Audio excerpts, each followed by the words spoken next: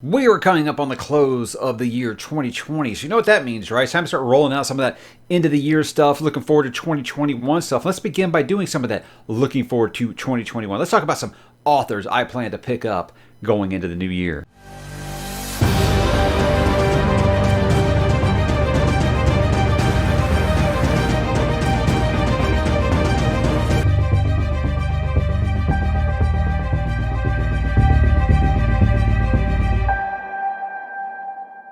Hey, what's up, bookworms? I hope you're having a great holidays here. It's the time we start doing all this stuff on BookTube is where we start wrapping up all the stuff for the new year. And I wanted to start today by talking about some of the new series and authors that I plan to get into in 2021. Most of these are official. Obviously, there's always going to be wiggle room on anybody's TBR, but most of these are ones I have locked in that I'm not really going to be replacing anything. New things might sneak in. But as of right now, these are some of the new ones, new series, new authors that I think I'm going to be jumping into the first time. If I've started the series, I'm not going to bring any of those up, just stuff that I haven't began yet. Let's just go ahead and jump right into it, guys. If you follow the channel at all, you know about the Malazan read-along. So obviously Malazan is going to be the big one here. I mean, this is really what the channel is based on for the next 2 years. You know, the channel started by talking Wheel of Time.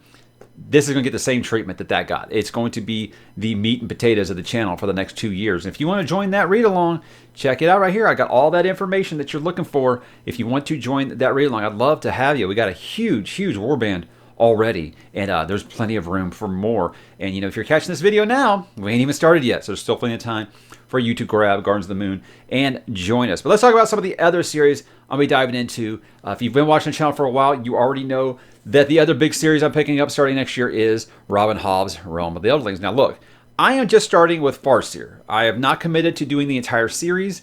I've got so many other things I want to read. It's hard to commit to like a 19-book series right now. So what I said is I'll check out Farseer if I really enjoy it, which I probably will. I mean, there's a reason that she's so popular. I'll keep going. But as of for 2021, this is probably the only series I'd be picking up. I would move on to what is it, Tawny Fits in the Fool? I don't even know. There's so many different series.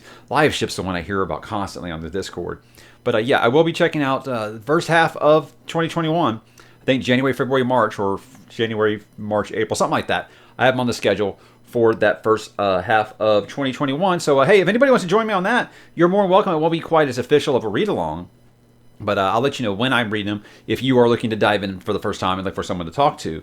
Next up, we have The Poppy War by R.F. Kuang. I intend to read the entire trilogy in 2021. The plan is what I'll do is I finish one series and I'll move on to the next one. So the 2019 and 2020, I really got into some hot water where I kept starting multiple series. I'd read, I'd read like a book one of a series and I'd move on to read a book one of another series and a book one, and then I kept like trying to rotate it. And all that was doing was not finishing any of them. Like I didn't finish Wisher. I didn't finish Demon Cycle. I mean, that's not my fault. I didn't finish Lightbringer. That's Brent Week's fault. You get what I mean. I find that you have less interest in finishing a series when you start numerous series. So what I try to do here is, my plan is once I finish the Farseer trilogy, then I'll pick up the Poppy War trilogy. So I want to read all three of those next year since they are all finished. That's the great thing here. Moving along, I said I have wanted to infuse some more science fiction on the channel. I felt like I really neglected sci-fi and horror. Now, horror I made up for in October when I did Fright Fest. I felt like, okay, that made up for all that lost time. But I still went back and looked at it, and I think science fiction was like less than 8% of what I did last year. And, half of that felt like it was talking about Dune. So I want to make sure I actually get more of a balance on the show. I feel like I've really just kind of just become like a fantasy thing, and my guy Media Death Cult won't stop giving me shit about that, and I can't let him win. I mean, have you seen him? Come on. Anyway, so I want to make sure I get more science fiction on there. So what that is, a lot of series I've been kicking the can down the road, like the Hyperion by Dan Simmons. Now this is not Hyperion. This is the second part. I'm still waiting for part one, but I like to have something to hold up and show you. Anyway, it hasn't shown up yet, but it is on the schedule for over the summer, Hyperion. And what I plan to do is Hyperion and follow Hyperion, and then if I like that, then I'll keep going into, is it Endymion? I know I'm saying that wrong.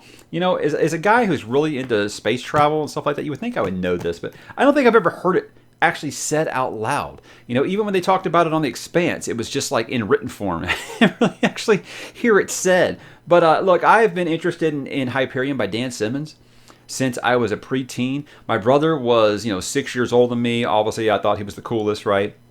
He's the one that got me into Tolkien. He's the one who got me into like Shannara, things like that. Really cut my teeth in that. And he had a copy of Hyperion, the original cover, which had the Shrike on the front. And I was just blown away by that cover art. And I've always said I wanted to read it just based off of that cover art. And I've always found excuses not to do it. Well, now I've got it locked on my schedule. That's the #1 ranked sci-fi series when I did my 14 sci-fi series I'm looking to dive into. That was the one that was #1. So I let the Sun Eater dive ahead of it because I'm a sucker when an author is really engaging. And, I just had a conversation with Mr. Rocchio and stuff like that. So I'll let that be like a cheat code. But yes, that is #1 on my sci-fi power rankings. And it is on the schedule. It is happening. At least the first 2 books next year. So again, you guys are welcome to join me on any of these. I have a section on the Discord. We're doing the Malazan read-along, but we have like just a channel read-along section because other people on the server will arrange read-alongs if you want to join some of those. Like I've had people ask me about a Wheel of Time one. They're doing a Wheel of Time one starting in January. So if you guys want to do that, jump on the Discord. There's plenty of people looking to do this stuff. But I've listed some of these series I'm going to be doing next year, and a lot of people have said, oh, okay, yeah, when you're reading those, I'll go ahead and read those too. So if you'd like to do that, jump on there and find that out. Another sci-fi series, this is a big one, the Remembrance of Earth's Past by Mr. Liu. I always say the name wrong, and no matter how I say it, someone always tells me I'm saying it wrong. But I think that The Three-Body Problem is a book that I have heard one person say anything negative about. Everybody else has been just like overly positive about this series. And this is another one of those where I plan to read the entire trilogy next year. I plan to have a little something. It's a really forward thinking, guys, and I do these kind of things. Well, this past year I had Stormlight September, and in October I had Fright Fest. One thing I've really got planned next year as far as like a theme is Sci-Fi September. Plan to do nothing but science fiction for the month of September. It won't be quite like Fright Fest where I have like 5 videos a week talking about sci-fi, because I'm not going to lie to you, I haven't read enough. But I will be reading nothing but science fiction. If you guys don't know by now, I love the Dresden Files. I've talked about Dresden Files at length. I mean, basically 2020 was the year of the Cosmere and the Dresden Files on this channel. So there's a lot of things I've talked about in those videos that I really, really liked about that series. Another thing I've talked about is science fiction shows that I really liked. And one of my favorites was Farscape.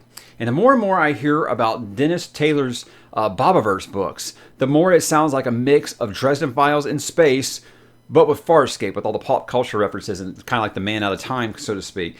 I have heard nothing but great, great things about this. And the thing is everyone's like, you got to listen to the audiobooks. That's what everybody tells me about everything.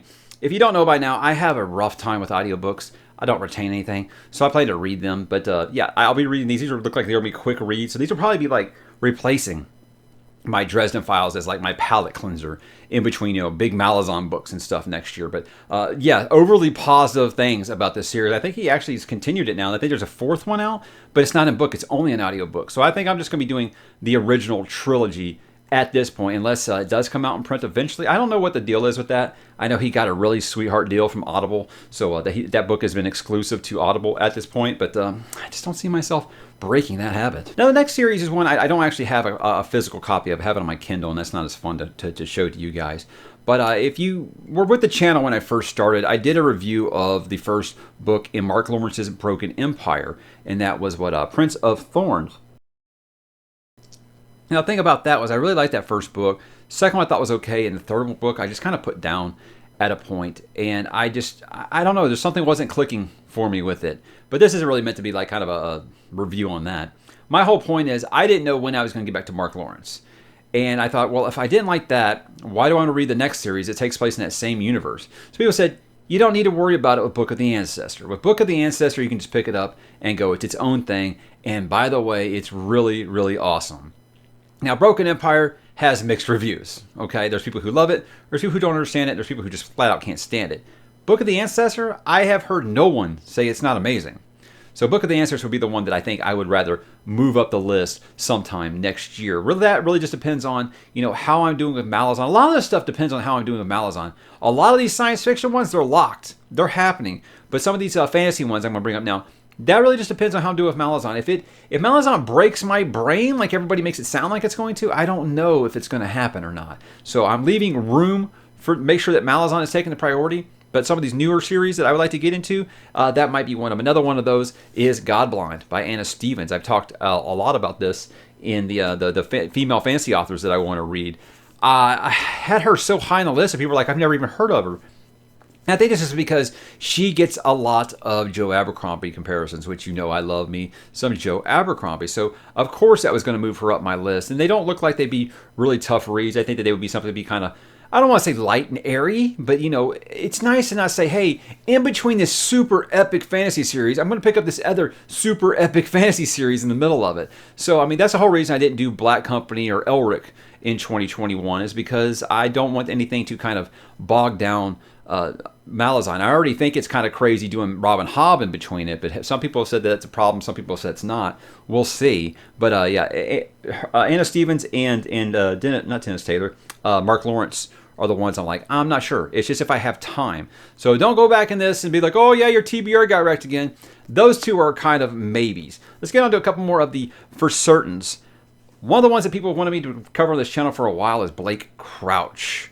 I put up that poll about what book could I read in between this time, and the Martian one, but you know what? Dark Matter was right behind it. And it seems like people either love Dark Matter or they love Recursion. I don't see it like I have people who love both. It's so weird. And then a lot of people say, oh, it's the same book. Here's my deal with Blake Crouch is he gets a lot of Michael Crichton comparisons. You guys know I am a devotee of Mr. Crichton, so I would love to really have that meet that kind of hype. I'm going into it thinking, okay, don't compare it to Crichton or you're going to hate it. But I am excited to finally pick that up. I think that would be a perfect palate cleanser. Again, you need some books like that. Like I said, I used to read Stephen King and Michael Crichton between fantasy books just because it helps to clean the palate a little bit and not get bogged down with another series or whatever. A thing that me and my wife has is my favorite book of all time is Dune. And I've never gotten her to read it. And I think part of it is because, well, first, I don't want to force anybody to read Dune, because I've always said you got to be in the right place to read Dune to really, really enjoy it. And reading it because someone else wants you to, that's not really a good reason. Well, in turn, I have never read her favorite book of all time, which is Lewis Carroll's Alice. Can you guys see that? It's really bright, isn't it? I'm not going to be doing Through the Looking Glass, but I will be doing, Adventures in Wonderland, which is just the original Alice in Wonderland story. I feel like this is a really quick read that I'll be able to do in between. I think I have it right now. I have it scheduled after Dead House Gates, which is book 2 of Malazan. I think that would be probably just something that would be perfect in between something that big. But yeah, it's not anything like, oh, well, you won't read my favorite book, so I'm not going to read yours. It's more of a like, I don't want to read, because what if I don't love it as much as you do? I'm going to feel bad. I'm going to feel obligated to say I love it. But you know what? I'm like, we've been married for 10 years now. I can... We know how to disagree on stuff and coexist. It's great. But I do want to pick up more classics next year. And, you know, while they won't be new authors, I think another couple of classics I want to pick up. I'd like to get back into some more Bradbury. I love me some Ray Bradbury. Haven't read him really much since high school. And I read Something Wicked for Fright Fest this past year. I just remembered how much I love him. So I think I might do a reread of Fahrenheit 451, because I think that is a book that everyone always says every time they don't like the way things are going around the world, they say, oh, we're living in 1984, George Orwell. I disagree. I think we're living in Fahrenheit 451. I think that Ray Bradbury was ahead of the curve, and I think that's a very important book that everyone should read, and I'd love to read it and talk about it on the channel. But also maybe the Martian Chronicles, because I think the Martian Chronicles might actually wrap into Sci-Fi September there. So Ray Bradbury, guys, if you guys don't know, I mean, I'm getting off task here, but I'm just saying, as far as classics go, Lewis Carroll was the other one who came up. Asimov is another one that if I have time. Foundation is something I feel like you got to be in the right frame of mind for, and that will just depend on how things are going, how ahead of schedule I'm going. Again, guys, so much hinges on Malazan. The last one, I don't have any physical books from him, at least not the ones that I want to read right now. I do apologize. One of my viewers actually got me a Neil Gaiman book, and I can't remember what it's called right now, but namely Stardust is one that I really want to read sometime next year. I think that's the one that I want to start with. That's the one that gets recommended to me the most, is Stardust. People say it's a lot like a Princess Bride kind of story, so I think that I would probably want to start there, and then maybe Good Omens, because I did like the Amazon series of Good Omens. But yeah, I'm really excited to finally read Neil Gaiman, because everyone basically says like, well, how you guys will go ahead and give up your nerd card if you haven't read Neil Gaiman, because like that's just like it. I mean, I've read Sandman, but you know people don't like to count comics for whatever reason. But I love Sandman. That's fantastic, superb. If you haven't, pick it up immediately. But yeah, Stardust seems like the place that I want to start with. And if I like him, like I most likely will. Then maybe get into like American Gods or Coraline or something like that. We'll see. We'll see. Is it Coraline or Coraline? I'm sure someone will definitely correct me. But that's pretty much it. That's the ones I think I've got locked in. Like I said, I think Anna Stevens and Mark Lawrence might be the only ones who kind of fall off there. Just depends on how things are going, because Sci-Fi and Malazan are going to take priority, and who knows what can happen over the course of a year, right, guys? I'm talking about planning books a full year in advance here. So it's always a dangerous game there, because people will like to go back to these videos and be like, well, this didn't work out. This is kind of hilarious. And yeah, I'm as guilty of breaking my TBR as anyone is. But I am promising that I'm not going to break off some of the science fiction for more fantasy. I'm not going to do that this year. I want to do more science fiction on the channel.